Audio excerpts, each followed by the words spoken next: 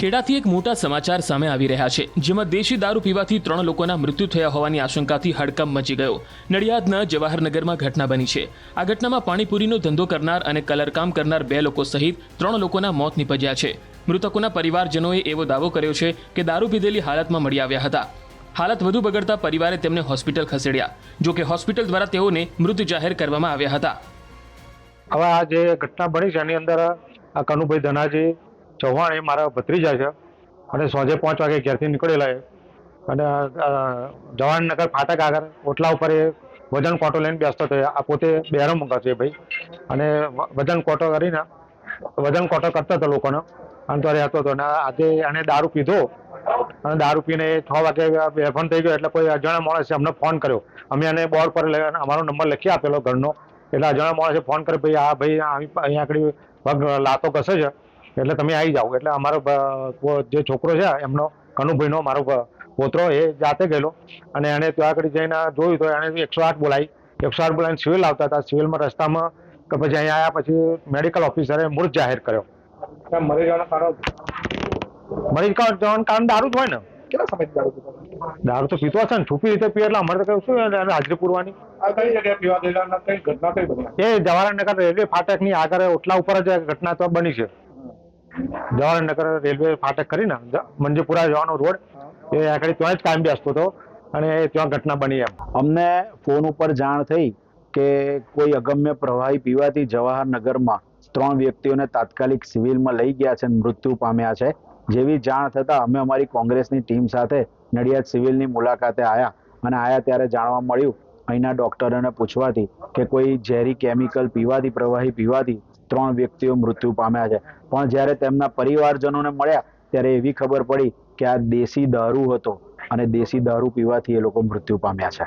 આ નડિયાદના ward number 3માં Jawahar Nagar વિસ્તારમાં આ બનાવ બનેલો છે. કોને જવાબદાર સમજો છો? હું આની અંદર જે છેલ્લા 24 વર્ષથી નડિયાદની અંદર પોલીસના વહીવટદારો છે તેઓને આનો જવાબદાર માનું છું.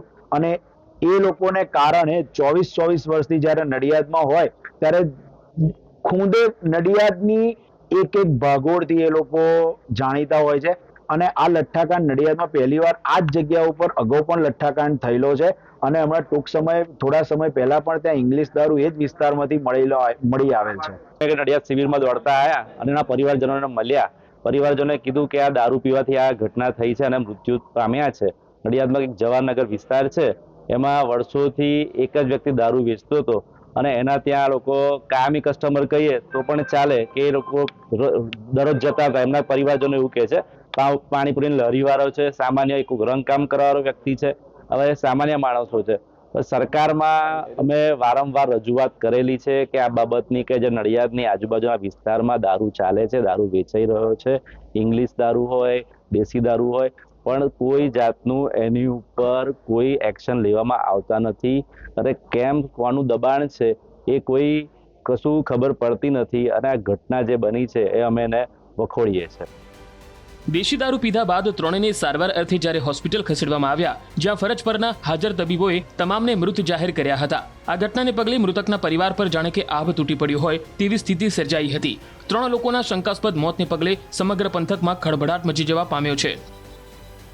નડિયાદ શહેરના ટાઉન પોલીસ સ્ટેશન વિસ્તારમાં આવેલા જવાહરનગરની અંદર આજે 3 જેટલા લોકોના શંકાસ્પદ મોત થયા હતા. પરિવારજનનો આક્ષેપ હતો કે આ લોકો દેશી દારૂ પીવાના કારણે મોત થયા. જે દેશી દારૂ જે જગ્યાએ પીધો હતો અને વિગત તે જગ્યાએ અત્યારે ન્યૂઝ એટીન ગુજરાતી ટીમ છે. મારી પાછળ તમે જે આ શટલવાળી જે દુકાન જોઈ રહ્યા છો, આ દુકાનની અંદર જ જે દારૂ છે તેની હાટડી ધમધમતી હતી.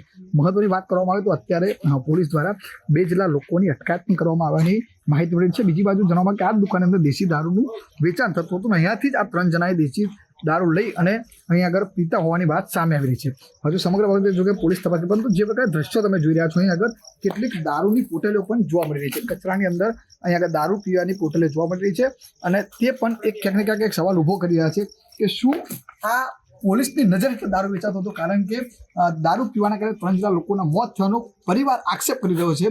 આ સમગ્ર બાબતે અત્યારે પોલીસ તપાસ કરી છે. હવે આ સમગ્ર બાબતે પોલીસ તપાસમાં જ બહાર આવશે. પરંતુ જો આ પ્રકારે ખુલ્લેઆમ દારૂ વેચાતો હતો તો નડિયાદ ટાઉન પોલીસ શું કરતી હતી તે એક સવાલ ઊભો થઈ રહ્યો છે. ઉમંગ પટેલ, ન્યૂઝ 18 ગુજરાતી, નડિયાદ.